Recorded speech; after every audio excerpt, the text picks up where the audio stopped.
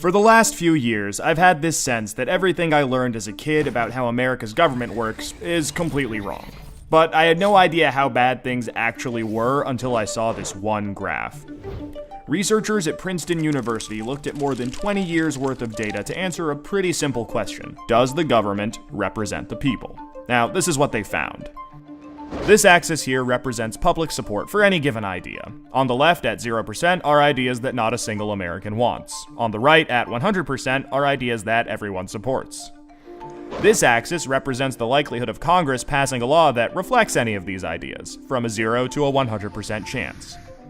On this graph, an ideal republic would look like this. If 50% of the public supports an idea, there's a 50% chance of it becoming law. If 80% of us support something, there's an 80% chance. You get the idea.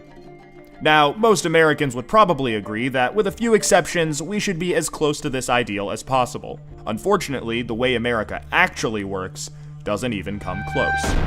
Take an idea that nobody supports, literally nobody, and it has about a 30% chance of becoming federal law. Now, take an incredibly popular idea, the most popular idea this country has ever seen, and there's also about a 30% chance of it becoming law. This means that the number of American voters for or against any idea has no impact on the likelihood that Congress will make it law. Put another way, and I'm just going to quote the Princeton study directly here, the preferences of the average American appear to have only a minuscule, near zero, statistically non-significant impact upon public policy. So if you've ever felt like your opinion doesn't matter and that the government doesn't really care what you think, well, you're right. But there's a catch. This flat line only accounts for the bottom 90% of income earners in America. Economic elites, business interests, people who can afford lobbyists, they get their own line.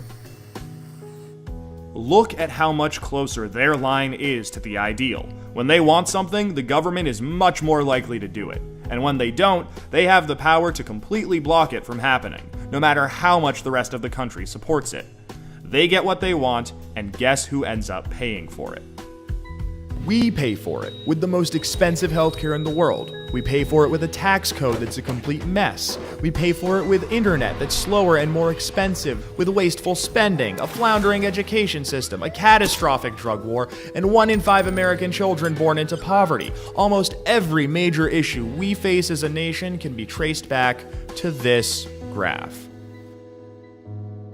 How does this happen? Well, just follow the money. Right now, it's perfectly legal to buy political influence in America. Here's how it works. Let's say a big bank wants a law that would force taxpayers to bail them out again if they repeat the exact same reckless behavior that crashed the global economy in 2008. Not exactly the most popular idea with the public, and Congress knows that. That should be the end of it. But that's where the money comes in.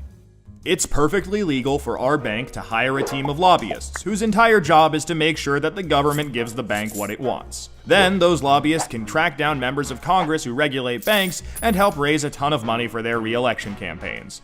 It's perfectly legal for those lobbyists to offer those same politicians million-dollar jobs at their lobbying firm. Then, those lobbyists can literally write the language of this new bailout law themselves and hand it off to the politician they just buttered up with campaign money and lucrative job offers. And it's perfectly legal for those politicians to take the lobbyist-written language and sneak it through Congress at the last second.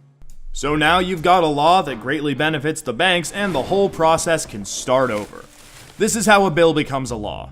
A special interest hires some lobbyists, those lobbyists collect campaign contributions, offer jobs, and then write the laws that Congress then passes to help those same special interests. This happens every day on every single issue with politicians of both parties.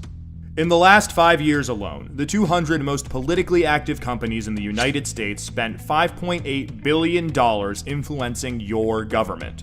Those same companies got $4.4 trillion in taxpayer support. And that's trillion, with a T. And that's just the top 200 companies. Never mind every other special interest, every union, every trade association, and every billionaire. Every single one of them can use their money to buy political influence.